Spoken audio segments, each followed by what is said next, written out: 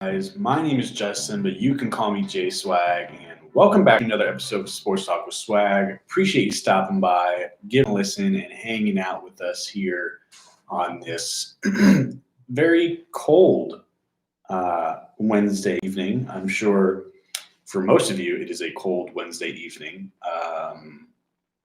wherever you live. Or, I mean, I guess maybe it's not Wednesday evening when you're listening to this, but if you're live, it's Wednesday. And it's cold here in Virginia. It is 36 degrees. And I know that in the northeastern United States, where a lot of my family is, they're getting a snowstorm, I believe. So definitely cold for them too. But anyways, regardless, we're not here to talk about the weather. We're here to talk about some wrestling. And we are back. It's been a hot minute. Since we last predicted a WWE pay-per-view. I believe I don't even know if we did SummerSlam. So it may honestly have been WrestleMania.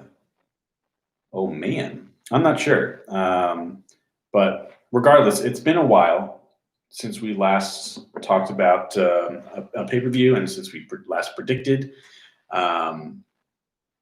But I kind of mentioned this on, I believe it was last week's episode, actually, how I kind of wanted to start getting back into it and start watching again because, obviously, if you know me or if you listen to the show at all, you know that I'm a big wrestling fan. Always was growing up, and then was on and off for a while, but then kind of really got back into it in college, and only gotten more into it recently in the past few years.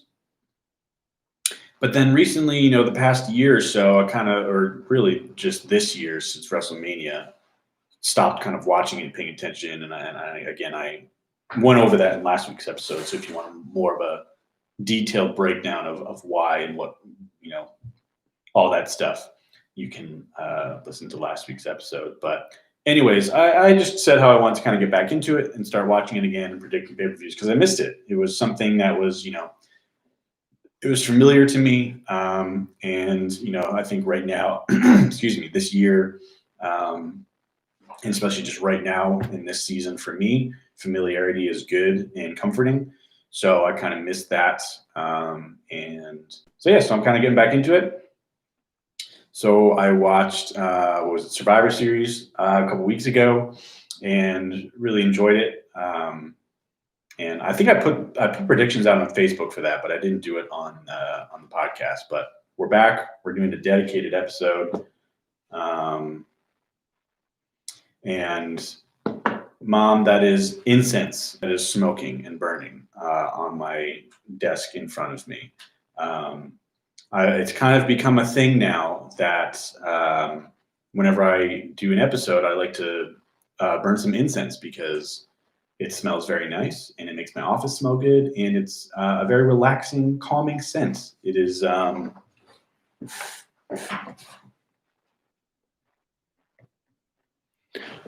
moss and citrus and sage. So it's very earthy, but and not too perfumey, but it smells very good. So that's what's smoking. But anyways, yeah. Enough rambling from me. Let's get right into some predictions and some wrestling talk. So before we actually get into TLC, just to kind of go over some stuff that's just been happening in the wrestling world recently. For those of you who don't know, this past Monday on Raw, they received the lowest rating that they've ever gotten in the history of the show. And by rating, I mean viewership numbers.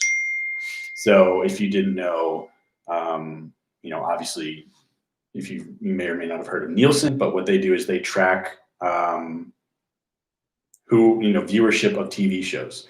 And then typically it's usually either the next day or the day after, 1 to 2 days after the show airs, all those numbers are available and they're made public. So basically, Raw, I don't know what the actual number was. I think it may have been like 1.6 or 1.16.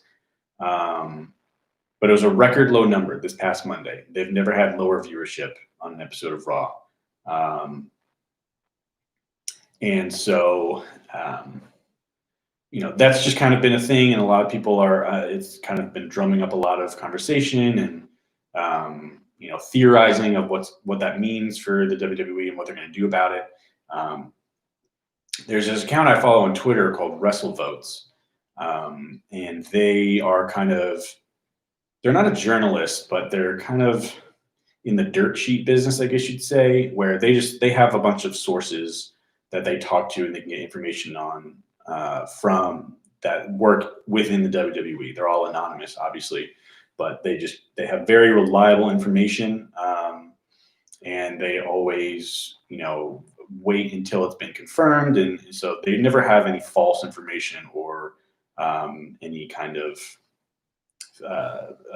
dramatic stories that may be embellished or anything. And they kind of talked about it actually, and yesterday tweeted out, talking to a source just now who said the record low Raw rating news isn't sitting well with those in power, to a point where they expect some reactionary decisions to be made. Time will tell.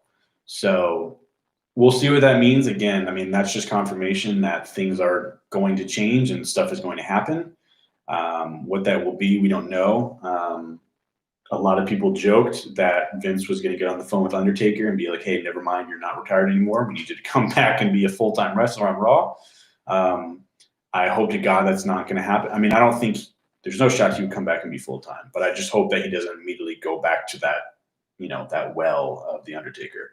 But I definitely look for more appearances from kind of the legends. Wouldn't be surprised to see Ric Flair popping back up on TV. He might try to get Stone Cold out there. I'm trying to think of, they might reach out to Hulk Hogan to make some appearances, maybe Mick Foley. But I mean, at the end of the day, I think that's going to be the reactionary decisions that are going to be made, is to bring back legends for that nostalgic, pop. But that's not long-term thinking. That's very short-term, like they said, reactionary decision-making. And I don't think that's right. I think that's not going to help anything. It may help, kind of put a Band-Aid on the numbers, but they're not going to get any better. I think what really needs to be done is for them to, and really for Vince McMahon, let's be honest, to start investing more in your talent that you have currently. I mean, this is also, I screenshotted another tweet from WrestleVotes, who just 5 hours before that tweet about the Raw ratings said, recently a group of writers were asked to make a list of underutilized talents they felt could shine if given the proper opportunity. Those lists ranged wide, but nearly all of them included Cesaro, Angel Garza, Chad Gable, Carmella, and Peyton Royce. And first of all, I agree with all those names. I think if they were given pushes, sustained good pushes, they would all shine. They would all wildly succeed, because these are people that anytime they've gotten a remote sense of a push, the crowd and fans have gotten really excited and behind them. But for whatever reason, Vince McMahon just doesn't get behind it. So their momentum is just immediately cut off. So I think it's interesting that kind of was paired with the Raw ratings thing. And I think that's their answer right there. It's sitting right in front of them of, people are tuning out. I mean, cable TV numbers are just on the decline to begin with, but especially now in the pandemic, you'd think, I mean, TV numbers are up, but it's a lot more streaming. So, I mean, like Netflix, Hulu, Amazon, HBO, all of their numbers have skyrocketed in the pandemic and since the quarantine happened and started. But like, WWE is seeing fairly drastic drops in their numbers, which again, I'm not going to attribute solely to that. There's other things which I'll get to, but we saw the NBA with record low numbers this season. MLB's numbers were down a lot. The NFL's numbers are like, it's just like a lot of, I don't know about other, network shows, but numbers are down on cable just in general. So that's part of it. But the other bigger part for the WWE is, I think personally, you have people like me who love wrestling, have been watching since they were a kid. They have their favorite wrestlers. They watch the pay-per-views. They subscribe to the network. They, do all this stuff, and they're invested. But like me, I got sick of the same people getting the same pushes and the same people not getting any TV time and the same boring storylines happening over and over again, just getting recycled. The poor writing, just the nonsensical storylines, and a lot of just the more business side decisions that WWE have made this year too. In regards to releasing a horde of talent that they didn't need to save costs when they made a profit. Like, not even just like, I can't remember the financial term. I think it's in the black. Like, they were still making plenty of money where they could have afforded to pay all those talent that they let go, who were hardworking full-time talent.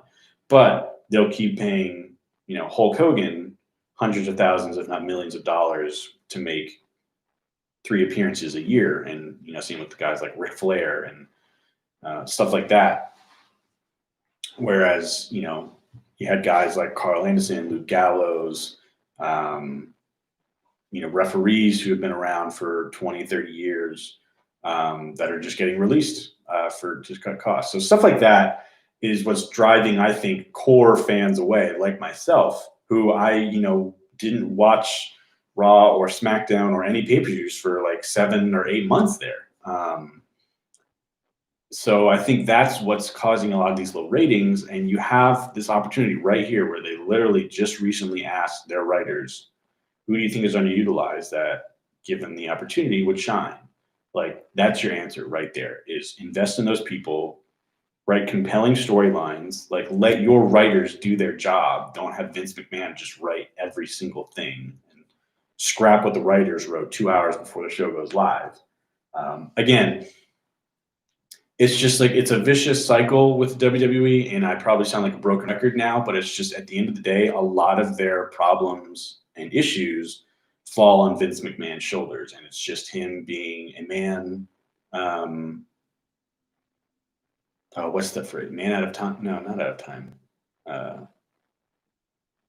Like how Captain America was when he came off the ice. I don't know. I can't remember I can't think of the phrase, but he's just he's out of his time. Like, he was so good in the 80s and 90s, but his time has passed, and it's time for guys like Triple H and Paul Heyman, and your writers to have actual power and decision making with the writing, and the talent themselves to be able to make decisions about their characters and storylines and stuff like that. So anyways, I know that was kind of a little bit rambly, but that's just stuff that all happened, like I said, within the past 2 days.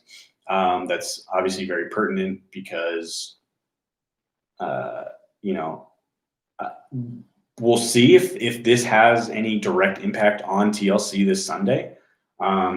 It's very possible. They could have had certain plans for Sunday, but now they're getting record low numbers, and so maybe they're going to make some changes, and that might affect how the show goes. We'll see.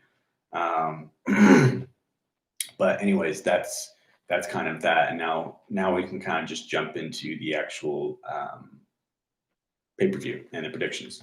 So starting us off is Drew McIntyre versus AJ Styles in a TLC match for the WWE Championship.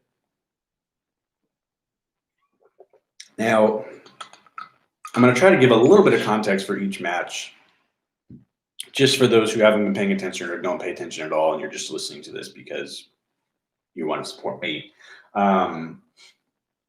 Drew McIntyre is the current WWE champion. Won it back from Randy Orton a couple months ago on Raw.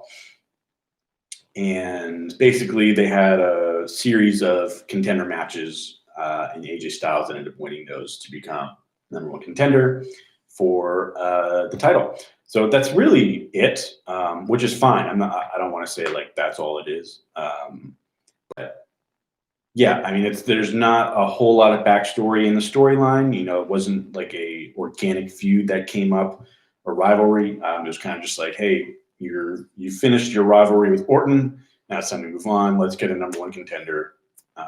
Pretty standard stuff. So McIntyre has he's had some aid from Sheamus, who's his good friend the past few weeks.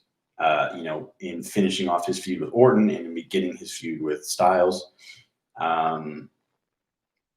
The past few weeks, they've kind of teased like, ooh, maybe will he, won't he, like betray McIntyre and screw him over, or try to get his own championship opportunity out of it. I don't think that's going to happen on Sunday, because what would happen in that sense would be that he basically screw over McIntyre and help, which would then end up helping Styles to win the championship. And then he and McIntyre would just feud with not for the title, which would make a whole lot of sense. So I think he won't have any interference on Sunday, and I think he will probably end up turning on him, but I think that'll just be later down the road, maybe in a couple weeks, and we may then get Sheamus versus McIntyre at the Rumble. I don't know, but AJ Styles has the advantage for TLC experience. He's been in a couple of the matches. McIntyre's never been in one before. Styles also has his new bodyguard Omos with him, so that is going to be a little bit of advantage as well in terms of storyline. But at the end of the day, like I said, McIntyre just won the title back a little more than a month ago, and I believe right now the plan for WrestleMania is him versus Lesnar versus Keith Lee for the title at WrestleMania, which I'm a huge fan of, and I hope that does happen. So either way, I think he's going to hold it till Mania. I don't think they're going to have Styles win here. I wouldn't mind Styles beating him for the title at some point. I just think it's a little too soon now, and it's a B show. It's not one of the big four. It's TLC. And the fans are very much behind McIntyre as well. So again, I don't think those reactionary decisions from the low ratings will affect this match at all. But at the end of the day, I have Drew retaining. I think they'll probably have a relatively big, spot. Maybe him kind of throwing Styles off the ladder, like through a table or something, I think they're going to do something a little memorable here with this match, because I don't think that the other TLC match is going to go as cleanly. I think there's going to be more interference in that one. So this one, I think they're going to have just like a big spot that kind of puts Styles down and lets McIntyre get the definitive win. So yeah, I have Drew McIntyre retaining the WWE title. Next up is Randy Orton versus The Fiend Bray Wyatt. And this is actually the only non-title match on the card so far that's been confirmed. I'm only going through the confirmed matches, and this is the only non-title one so far. So after SmackDown, we should definitely have, I think, 1 or 2 more matches for the pay-per-view. But anyways, in regard to this one, it's a little harder to go into it contextually without going on for like 25 minutes. So essentially, Bray Wyatt and Randy Orton have feuded in the past, and Randy Orton got the best of Bray Wyatt. But with his new character, Wyatt is kind of going through all of his old foes and, kind of rekindling those rivalries and basically beating all of them. And I don't see that ending here.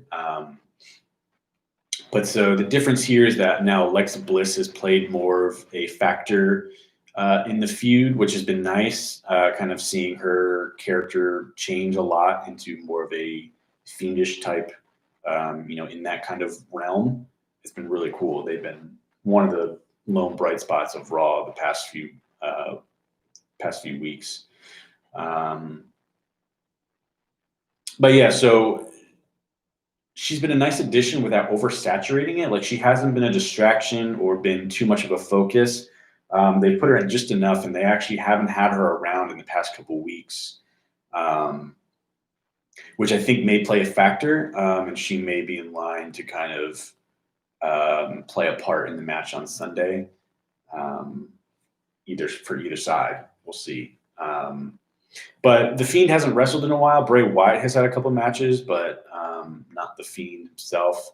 But I mean, unless it's Goldberg or Roman Reigns, the Fiend doesn't really lose. So I don't see him losing here.